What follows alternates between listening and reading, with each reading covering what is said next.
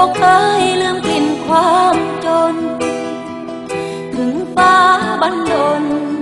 ให้เดินทนทางเข็นใจกี่ปีที่เราจากเงาบ้านนาสู่ฟ้าเมืองไกลเสื้อร้อยเก่าๆกระเป๋าหนึ่งใบกับบุตรมอปลายยังจำได้ถึงในวันนี้สิ่งที่มีพออยู่สบายแรงที่เทไปส่งผลให้ยิ้มได้อีกทีแต่งตัวได้บ้าง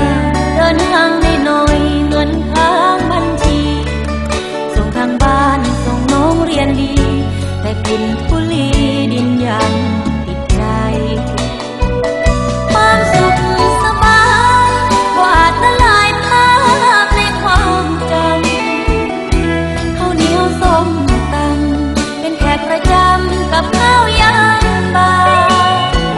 เมืองใหญ่เมืองนี้เป็นเวทีสู้บ่ได้เป็นที่อยู่ของใจบ้านเฮาร่องเงาปากไรยังเป็นจุดหมายที่ใจร่ำหา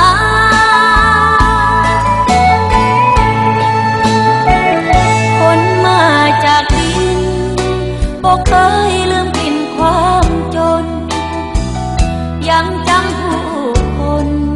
ที่ดึงพ้นทางน้ำตากลิ่นหอมน้ำใจผู้เคยร่วมทนบนทางผ่านมาย้ำเตือนตลอดเวลาให้รู้ตัวว่าก้าวมาจากดิน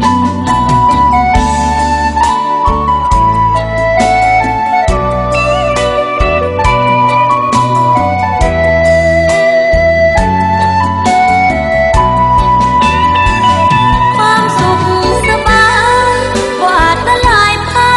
พในความจำข้าวเหนียวส้มตำเป็นแขกประจำกับข้าวยำบาเมืองใหญ่เมืองนี้เป็นเวทีสู้บ่ได้เป็นที่อยู่ของใจบ้านเฮาร่องเงาปากไรยังเป็นจุดหมายที่ใจร่ำหา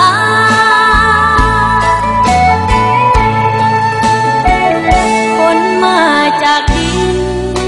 บอกเคยลืมกลิ่นความจนยังจำผู้คนที่ดึงพ้นทางน้ำตากลิ่นหอมน้ำใจผู้เคยร่วมทนบนทางผ่านมาย้ำเตือนใจสาวดอกหญ้าให้รู้